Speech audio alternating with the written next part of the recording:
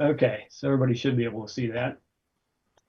All right, so tonight's topic is identifying and collecting New England Boy Scout camps, and it's based on a book that I've just finished working on at the end of the year and publishing at this point.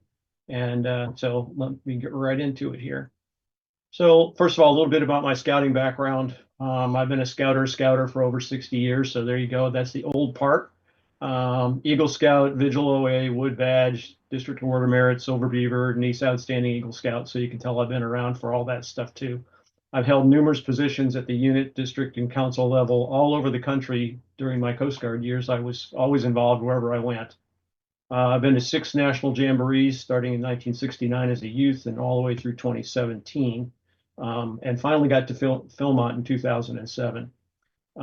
I started collecting patches at the 1969 National Jamboree. I got hooked there, and the hook has never come out. I think I swallowed it. And my primary collecting interest these days is scouting memorabilia from the 6 New England states, which for those of you who don't understand New England, that's Connecticut, Maine, Massachusetts, New Hampshire, Rhode Island, and Vermont. I don't really collect OA anymore. I collect my own lodge, and I collect the lodge that I grew up in, which was I'm Juan Seneca 333 now, and Wapunkwak 558 as a boy. But other than that, I really don't collect OA anymore. I used to collect OA. I had a very good New England collection, which I sold in the early 1990s. And I've been involved with almost every major publication that in the collecting community throughout the time that I've been collecting, from Arapaho 1 to being involved from the beginning on the Blue Book and so forth. Wrote my own book on New England back in the 1980s, and continued into the very early 90s and stopped when I got involved with the Blue Book. I've been collecting New England camps for almost 55 years, so I've got a lot of experience collecting New England camps. So this is the book. I'll start out with that very quickly. It's 89 pages, 8.5 by 11, printed in full color. I have over 520 full color images in there of issues like you see on the cover there from all over New England. At the end, I have a 7-page listing of the New England camps by state and council. So, pick a council, all the councils over the years, the camps that I know are involved in each one of those councils. The book right now is available, but it's only presently by print to order. Price unbound, $25. That would allow you to 3-hole punch it and do whatever you want with it. If you'd like me to add spiral bounding, that costs $6 extra, and that's a shipped price. So much for the book and getting it. My purposes in doing the book were twofold. The first one was to help collectors identify New England Boy Scout camp emblems that don't spell out the camp name. So largely that's the pre-World War II stuff. That's a problem for everybody throughout the country. It's certainly so in New England. Lots and lots and lots of felts out there that don't have anything but letters on them, and it's hard to know what's what. Fortunately, due to being helped by nearly 50 people over the years that I identify in my book, and especially some people that I've worked with very closely over the years, John Hoffman, Bob Sherman, Roy Weatherby, Jim Goldrib specifically, and others as well. I can identify virtually all of the ones from New England, although not all of them. There are still the what's-its out there. And then my second purpose was to encourage collectors to go beyond just collecting their camp, by providing a reference that tells them what's out there, and to suggest the steps they might take to specialize without necessarily collecting all issues. So first of all, let me get into a definition. And the definition is my definition of what's a Boy Scout camp. So to me, a Boy Scout camp is first of all a named place. So it's a geographical place, and it was been given a name. So that automatically cuts out we went camping at so-and-so's property. If it wasn't given a name, it's not a Boy Scout camp. It has to be owned, leased, or operated by a Boy Scout council or district or a Boy Scout unit or its chartered organization for the use of its unit. And it's a place where tents or simple buildings such as cabins are erected for overnight, long, or short-term residence by members of the Boy Scouts of America, which we know now as Scouting America. That named place may be the entire property itself, or it may be a portion of a larger property, in many cases called a Scout reservation. And I've identified at least 225 New England Boy Scout camps that meet that definition. That's a lot. Scouting came early to the Northeast. and been camps throughout those years. And so 225. Okay. So first of all, identifying camp insignia, and I'm going to talk in generalities here. I think these are good general rules that would apply no matter where you are in the country, but certainly it applies to New England. In the early years, the 1910s, 1920s especially, camps would award something called a camp letter. So camp letters to scouts who earned a specified number of points for achievements earned and work performed well at camp. I've done a lot of research on newspapers.com, looked at all the things that have been put out, brochures by various camps over the years. And it was the typical thing back in the early days that you earned a patch. Okay, they didn't call them patches; they were called emblems. They were called camp letters very early, and you earned them by doing a certain number of points. And some of them were very difficult to earn, and would be nearly impossible for boys these days to earn because they don't stay at camp long enough. In the very early days, scouts went to camp individually, and they went to camp for the entire summer. So they would go 6 or 8 weeks, and they spent that time at the camp, and they did lots of things beyond simply working on their advancements and merit badges. And as a result, they could earn these things. But even then, John Hoffman and I were talking about this just the other day. Some of these were really, really difficult to earn. So very few of them actually were made and awarded. Camp letters were virtually almost always felt, which of course means they're very ephemeral. They don't last. And if they're washed, they get destroyed very easily. They frequently looked like high school letters and were often worn on sweaters, sashes, swimsuits, and so forth. The very early ones typically you won't see on uniforms. You'll see them on these other things. And of course, some of them were swimsuit patches. And you know what happens when you go in the water? It's a felt, and the next thing you know, it's ruined. And swimsuits back in those days were not like we think of swim trunks. They were a swimsuit, covered your chest, straps over the shoulder, and the emblem was typically right in the middle of the front of the swimsuit. And that was typical of the sweaters as well. I've shown 4 of them here from New England. From left to right, it's Camp Barker, very rare, Camp Felsland, Camp Glen Echo, Roy will know all about that, and Camp Powwow, Powwow, are the 4 that are shown on this page. By the mid-1920s and then into the 1930s, many camps started awarding camp letters on patches that were cut into specific shapes. In most cases, they remained earned insignia again and were virtually all felt. And in 1929, Boy Scouts modified their rules about what you could wear on a uniform and where you wore it. And in the January issue of Scouting Magazine in 1929, they had a 2-page spread in the middle of the magazine that had illustrations of both adult and youth uniforms and showed where various things could be placed. And camp emblems, quote unquote, camp emblems were authorized then to be worn on the right uniform pocket. And so it's really about 1929 and later. Well, of course, some people would do it sooner, but generally speaking, very late 20s and now on into the 30s and so forth, you'd start seeing these things on uniforms. Before then, they typically weren't on uniforms. So here's 5 that meet that sort of definition. From left to right, this Camp Birchall from New Hampshire, only around for 2 years. This is a patch from the 2nd year. It's in the Lawrence Lee Museum, and it's the only one I know of. Camp Hines in Maine is the 2nd one. Camp Irving in Connecticut is the middle one. Camp Lone Tree is the one in the shape of a tree, has a single chevron on it. I've seen it with 1 and 2 chevrons. It may have more than that, probably for 1st, 2nd, and 3rd award.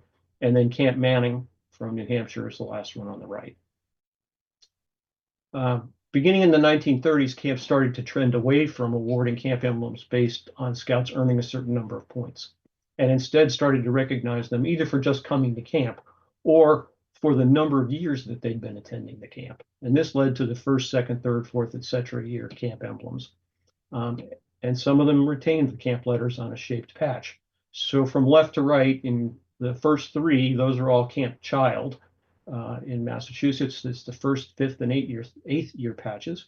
And then Camp Pomperogue are the Arrowheads. And I'm showing the 1, the 11, and the 20 for that. And then Camp Pioneer, which is actually the camp that my dad attended and that I took my JLT at, 1st year and a 16th year. So a lot of these go for very many years, and they're all pretty difficult to find. Of the 8 that are shown on this page, I would venture to say that the Camp Child is probably the easiest to find, but not the higher numbers. Other camps had specific designs for each year of attendance, and some retained requirements to be awarded the emblem in addition to their years of attendance. So on the top row here, the first three on the left, these are all from Camp Chesterfield in central Massachusetts, well, really more like Western Massachusetts. And they are the first, second, and third year felts. And then the four on the right are Camp Felsland teepees, three of them. That's first, second, and third year teepees. And then the fourth year was actually an Indian brave. And then on the bottom, and I did this specifically for Brian Kent, who I know is online. These are the Camp Sunrise sunbursts. And these are just some of them. There's a lot of them are felt on felt. These three here are all silk screened. And I've been doing a lot of research on Camp Sunrise lately, trying to write a camp history as I go along on this particular camp, which is now closed. And these are images of patches that I don't necessarily own, but that I know people who do own them. And I found that in the early 30s, starting in the 20s actually, and going into the 30s, Camp Sunrise had a first, second, and third year camp emblem, and all of them were earned. You could earn a certain number of points. These were a point system, and you got one for first year, one for second, and one for third year, if you earned them in each one of those years.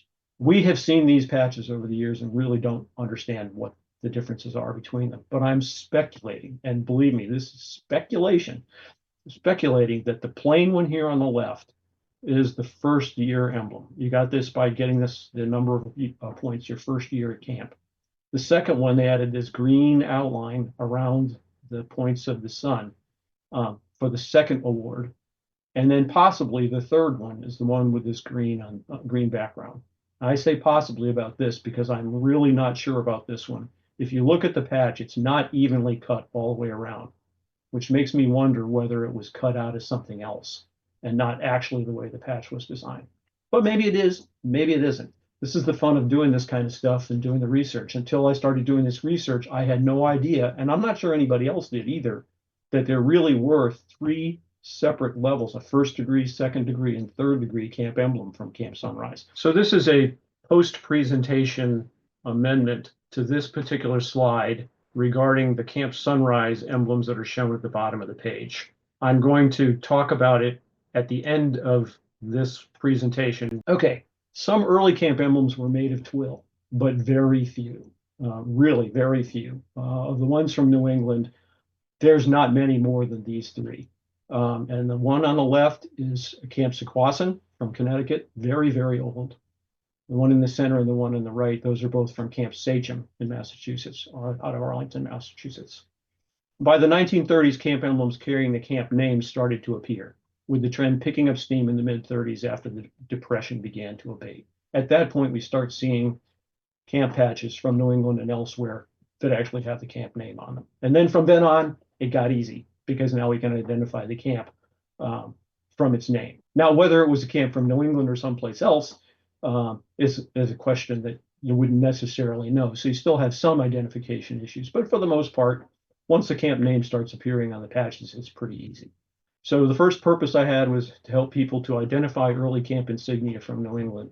And then my second purpose was to see if we can find ways for people to collect camp patches other than simply saying, well, I'm going to collect all the issues from my camp, or maybe all the issues from my camp and the ones that preceded it in my council. So I've started with the easiest and worked to the most complex here from number 1 to 7. Some thoughts about how you might collect patches from New England, or frankly from anywhere else. First of all, collect one issue from each of your council's camps, or from the camps you attended as a youth, or perhaps from each camp that you visited. That's the easiest. Number 2, collect one issue from each of your council's camps and from each of your predecessor council's camps. And in most cases nowadays, our councils are made up of a lot of previous councils, and they may have had quite a few camps. Number 3, collect one issue from each camp associated with each current and former council from your state. So broaden it out to your state. For New Englanders, expand on number 3 by collecting all 6 states. So one issue from each camp associated with each current and former council from your state, now from all 6 states. And that's kind of how I started originally, was to collect one patch from each camp in New England. And I started with all the camps that were then in existence and then started branching out and going backwards in time. Number 5, for each camp you collect an issue for each version of the camp's name without regard to which council issued it. Lots of camps have been called, and I'll use Camp Chesterfield as an example. Camp Chesterfield was its original name. Then it became Chesterfield Scout Reservation. And you'll find camp patches from Camp Chesterfield / Chesterfield Scout Reservation for not just Hampshire Franklin Council, which was its first council, which are all Camp Chesterfield. And then the next thing it became was Great Trails Council. And you'll find Great Trails Council's patches that say Camp Chesterfield, Chesterfield Scout Reservation, Chesterfield Scout Res, and CSR. You'll see all of those. And then it became Western Massachusetts Council, same sort of thing there, except there are really only 2 patches from Chesterfield from when Western Massachusetts Council took it before they sold the camp. Then number 6, for each camp you collect an issue for each version of the camp's name for each council associated with the camp, which is kind of what I was just talking about. And then number 6, expand on number 7, expand on number 6 by seeking out where possible an issue with both the camp and the council name on it. So the patch itself would tell you not just what the camp was, but which council issued it at the time. That's not possible for every camp. Lots of camps didn't ever have their council name on the patch. But for those who did, try to find one that does. So my book will actually help anybody who wants to collect New England specialize all the way down to number 7. I have over 500 images of the book. Try to cover all of those different permutations with a representative issue for each one of those camps. So now I'm going to show you 6 of the sample pages out of the book and tell you why I'm giving you each one of those 6. Okay, first of all, on the left side here, this is a page from the Seas. And I picked this particular page because I wanted to show you on the top row all the way to the right, Camp Cape Cod. And then below it to the left is also Camp Cape Cod. Now the Camp Cape Cod on the upper right was from Cape Cod Council. But by the time the next one came out in the very early 30s, that camp was being run by both Cape Cod and Norumbega councils. I also gave you this page because this is one of the very few places where I don't have an image for a patch that I can describe, and that's Camp Chadwick. Camp Chadwick's patch was described in a book about Chesterfield Scout Reservation, which is the camp that came after it, and actually described the patch, but I've never seen one. And then bottom left, and I showed this on a previous page, is the first, second, and third year from Camp Chesterfield. So you can see I've given you the images of different shapes with the same basic design on them. On the right-hand side, I wanted to show you this one specifically for Hidden Valley. And this is a New Hampshire camp. The only patch that says Camp Hidden Valley on it is this fire department patch from when it was originally Camp Norumbega Council's camp. Mostly they did Hidden Valley, and you can find them with Norumbega Council on it. After 10 years, they sold the camp to Daniel Webster Council in New Hampshire, and you'll see Hidden Valley Scout Res. You'll see this one says, I forget, HVSR, Hidden Valley Scout Reservation, HVSR, Hidden Valley Scout Camp. So you can see the differences. And then the next 4 are all Camp Hines. This is a large felt CH on a sash, which is only known in a photo, camp staff photo. Then the Camp Hines camp letter you saw. Then this one, CWH, we're not 100% sure of this. It's been speculated to be Camp William Hines, but there's some doubt about that. And where I have some that we're really not sure, I'll tell you it's not 100% confirmed. And then Camp Hines Pine Tree Council felt this is probably the most common patch that you would see from Camp Hines, used for years and years and years with a CH on it. And there's a CB for Camp Bombazine and a CN for Camp Nutter. The next page, this is a Moihu or Mauihu Scout Reservation. They had an explorer base, Mauihu Scout Reservation, Camp Mauihu. Meade Wilderness Base is in the center here. Meade Base is only known on Camp Ray patches. And then I also included this page because I wanted to show Camp Meffert's belt buckle. This is the only item from Camp Meffert, which was a sub-camp of Mauihu Scout Reservation. And then on the bottom, these 2 here, Monadnock Moth Skipper and Monadnock Moth Crew, you wouldn't even know those were camp patches, unless you happen to know they're both from Camp Collier. And then on the right, we've got Camp Nookwichuk's camp letter, which is a CN. Manny Bagasso is also on the call. He knows that one, and I got mine from him. Thank you. This CN, on the other hand, is Camp Norse. This one was not for sure known for a long time, but when they put out the camp history for the 100th anniversary of the OA, we have a picture of, I think it's the first lodge chief actually wearing this on his shirt, and then CN on the Norse Viking ship is Camp Norse as well. And these three down here with these N's, you wouldn't know what those were either. Those are all from Camp Norshako, Norshako being short for North Shore Council. And those were awards for various achievements. Then I wanted to show you this page because each one of these is a special patch. On the left, this is Camp Onway. Camp Onway was North Essex Council's camp, but there were years when North Bay Council also used it, and the patches, there's, I think it's 2 patches that have both North Essex and North Bay on the patch. This middle one is Camp Osceola in the Berkshires, which is in the town where I have my summer home, Otis, Massachusetts. Camp Osceola was originally called Camp Sunrise, and they changed the name when they realized there was another Camp Sunrise in Vermont. So they changed the name to Camp Osceola, the Camp of the Rising Sun. And then this one here is an extremely rare council camp patch. This is from Owl Council. OWL is 3 different counties in Vermont. And they have a couple of patches in the shape like an owl. And then on the right-hand side, I just wanted to show a couple things here. Camp Richard, or Camp Richard, I'm really not sure which one this is located on Nantucket Island in Massachusetts. And Ram Pasture Aqua Base is part of Camp Richard. And over here you have E. Paul Robsham Jr. Scout Reservation, which is also known as Camp Resolute. And I've got a patch with that full name on it for Algonquin Council and Knox Trail Council. And then here's one of the older camps in New England, Camp Roosevelt, also known as Katahdin Scout Reservation, up in Maine, comes out of Bangor. And this one here, we think, John Hoffman and I have done as much as we can so far on it. We think maybe this one came out originally during the Bangor Council years. Not 100% sure. And then this one's from Penobscot Council when it changed its name. And then when it became Katahdin Council, this is what it was. And then here's one with Katahdin Council on it, Camp Roosevelt, and one with Katahdin Area Council on it. And this was a 2nd-year patch. And then this one's got both Katahdin Scout Reservation and Camp Roosevelt on it from Katahdin Area Council. So that's 6 sample pages, gives you an idea of what I've done with this book.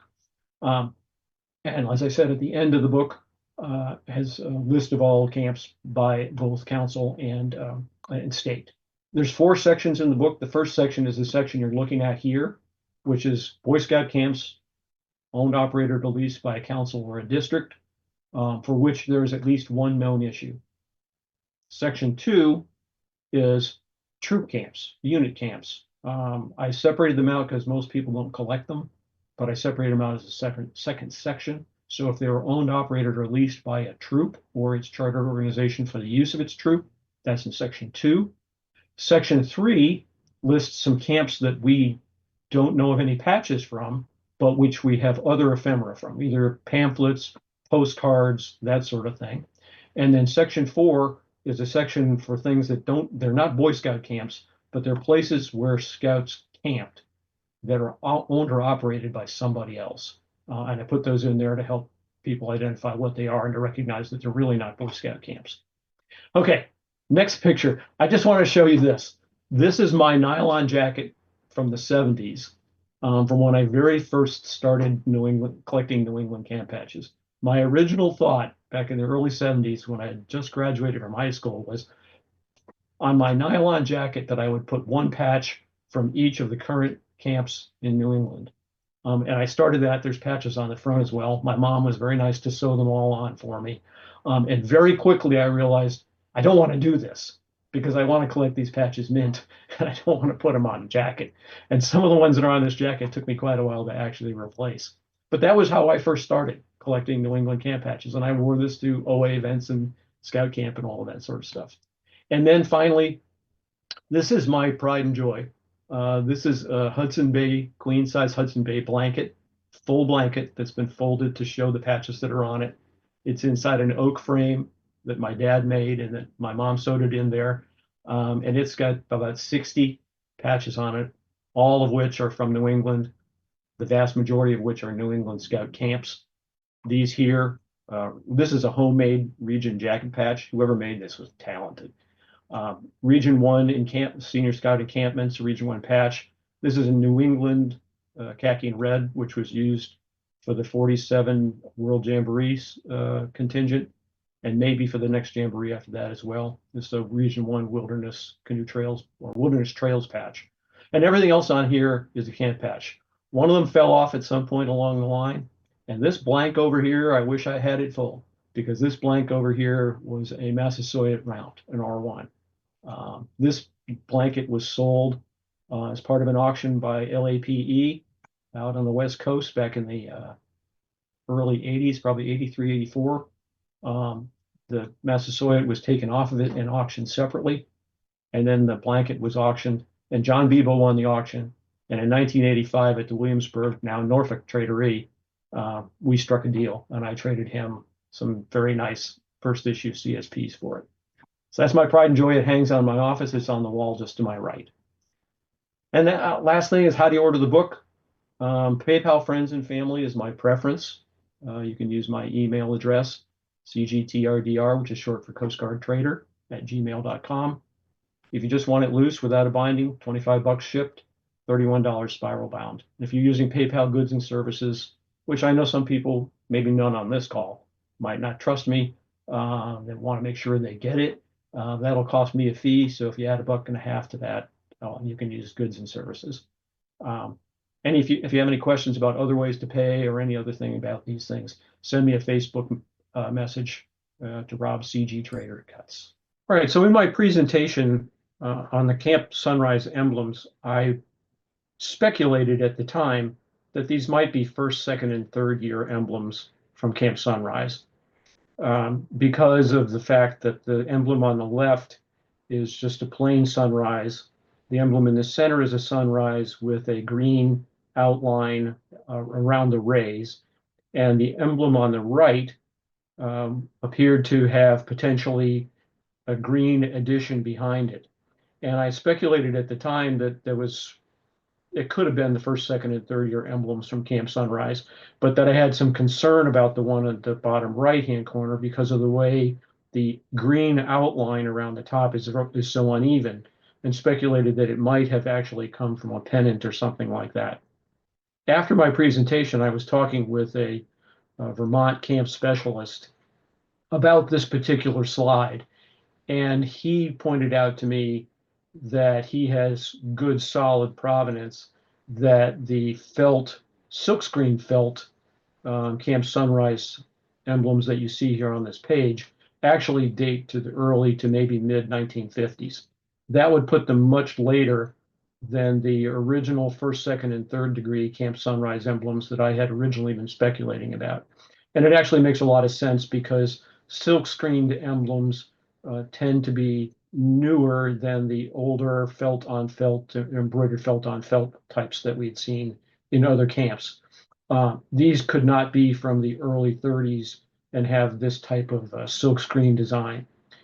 Also, my speculation about the one on the right-hand side with the green above the sun rays is probably true, that it actually has been cut from something else. With that uneven border around the top, I really was very concerned that that wasn't really a patch. The outline that you see around the sun rays, and this is the bad image, which is the unfortunate part, but I can tell from looking at it on my computer when it blows up that the border around the points of the sun rays is not a silkscreen border like the image on the patch in the middle, but rather is the stitching where that Camp Sunrise emblem was sewn to the green felt backing. So it really is a Camp Sunrise emblem, more like the one on the left, just sewn to a piece of green felt. And another thing that tends us to think that way is because if you look at the shape of the S, the bottom portion of the S sort of pinches with the middle, and that's more true on the one on the right than it is on the one in the center. The one in the center is very even. The one on the right has that pinch between the legs of the S that's very much more like the one on the left. Even though the one on the left is used, so it's more pronounced on the used one, the one on the right is simply sewn, but doesn't appear that it's ever been washed. So we're still left with, we're not exactly sure what the significance is of the green border around the rays of the sun on the Camp Sunrise emblem in the middle. But I do believe that this is actually not the original first, second, and third degree Camp Sunrise emblems, and rather is something else, and that it dates really more towards the 1950s. There's still a lot to be learned about all this stuff, even though I've been doing it for a very long time. Around World War II, well, in that area, at least on the West Coast, the Pacific Northwest in general, we have a lot of camps that existed for 1, 2, 3, possibly 4 years due to they moved them off the coast. So for a couple of years, Meriwether didn't operate in great detail because of the Japanese threat of invasion, and that came to fruit. That was highlighted more when you know Fort Stevens got bombed in 42 by a Japanese submarine. But so in the Portland metro area, we've ran into Frank and I have done a lot of depth search into this thing. We found a Camp Buchanan, Rock Creek Camp, which all have got patches issued to them from the Portland AC. They have either arches or felt strips. And the difference between that we found that some of them was on the Meriwether ones, it will have the campsite name on it, and it's usually green on orange or black on orange. But the ones that were 1 or 2 year camps or something like are green with orange lettering on it, felt strips. Buchanan. There's one that was at the headwaters of the Tualatin River that it took a devil of a time for Frank and I to figure out where that camp was actually located. Yeah. But we were, but I was that the case on the east coast there, because I don't know how big of a threat that they were wondering that Germany was going to come in and Yeah. land somewhere. I think maybe on Cape Cod they might have been worried about it because saboteurs came ashore on Cape Cod from a Mhm. submarine. But what happened more in New England, and I didn't see it very much, but I saw it a little bit. And one I'll give you one great example is that because of war rationing, some of the camps that weren't all that close, they couldn't afford to transport the scouts to the camp. And so they had to bring the camp closer. And one great example of that is Holyoke Council, Holyoke Area Council, right above Springfield. They had a camp called Camp Apponaquapita. And Camp Apponaquapita was 40 some odd miles from downtown Holyoke. And they wanted something closer in 1943 during the height of the rationing situation. And so the Polish Catholic Church Scout troops had a camp at the local seminary called Camp St. Hyacinth. And so for 1 year, 1943, if I'm remembering it correctly, the council used Camp St. Hyacinth. So Camp St. Hyacinth in 1943 was a Boy Scout camp by my definition. It was a troop camp all before that. And I'm not aware of any Camp St. Hyacinth patches. There's a patch that has been sometimes held out to be that, but actually I think it was a friendship patch that was given by Polish scouts that came to visit Holyoke in the 30s. But yeah, so that happened. And there are other places like that, I'm sure, where they needed to bring scouts closer. I think, without knowing, I think that in Hartford, where my dad grew up, a lot of scout troops really couldn't afford to go out to Camp Pioneer during World War II. And so they would hike to Camp Frontier, which was just over the line into Farmington. And my dad went there. That was a council owned, well, no, I'm sorry, it was a council leased camp that was used mostly for troop camping, but a lot of troops used it for summer camp during World War II because of the same issues. So yeah, I think that's absolutely true. And camp honor societies as well. I mean, I personally don't like the term pre-OA society. I don't think it's really accurate. I think camp honor society is much more accurate and much more descriptive of what was really going on at the camps back in those days. I'm working Camp Sunrise, so I'm talking here. Brian is listening, I'm sure. Brian discovered that at some point at Camp Sunrise, there was a group called the OS. Now, they don't ever say out loud, I don't think, maybe didn't even, weren't even using it, the Order of Sunrise, but OS is what they call themselves.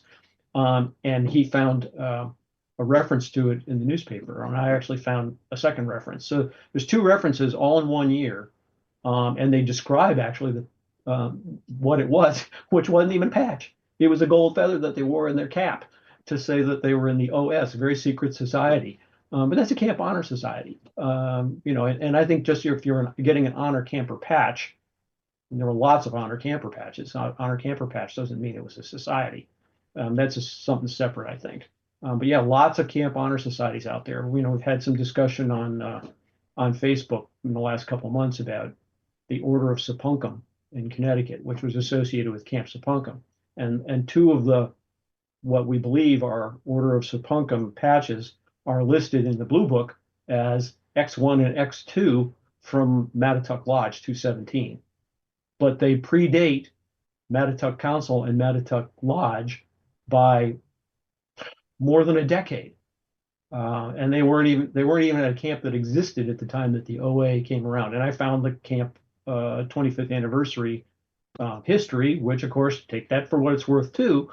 They say there was never a pre-OA society or a Camp Honor Society at Camp Mattituck, but they thought about the idea based on what happened over at Camp Sapunkum and Waterbury Council, back in the late 20s and very early 30s. Are they OA issues from 217?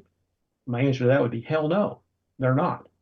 They're not even a pre-OA society. They're a Camp Honor Society for a completely different camp. Very cool nonetheless, and very rare and very valuable. But still, they're not OA issues. But you're right. I mean, they'll learn about camps to help inform you about the early OA, especially. You're absolutely right. You got to admit, if you really go back teens and earlier, Boy Scout camps really didn't bypass private camps and Y camps probably till the Depression. Boy Scout camps were rare. Private camps and Y camps are very common. And so a lot of the stuff that you're talking about was also taken from private camps and Y camps at the very same time. Yes, that's true. That's true. And you're right about that. You made a point about, classification and all that sort of stuff. A lot of those generalities that I gave about identifying early camps come from many years of not only collecting them, but then researching them. And you start to see similarities that apply across a region. That whole notion of these patches were earned and there were point systems. For a long time, I was only aware of like one or two that had point systems. But the more I dig into the earlier camps, almost every one of them had a point system. And they, you see a lot of things that happened at certain times, like the whole notion of incorporating scout councils. That was not a thing until the 20s. And the reason why it became a thing was so that they could own property, because they didn't own scout camps for the most part. It was other organizations, and they couldn't raise money and have endowments until they became an incorporated entity. And so National started encouraging councils to become incorporated. And once they became incorporated, then they started to own properties. And the development of the camps that we sort of know today, the big properties with lots of infrastructure and all of that sort of stuff. In the early days, didn't have a whole lot of infrastructure.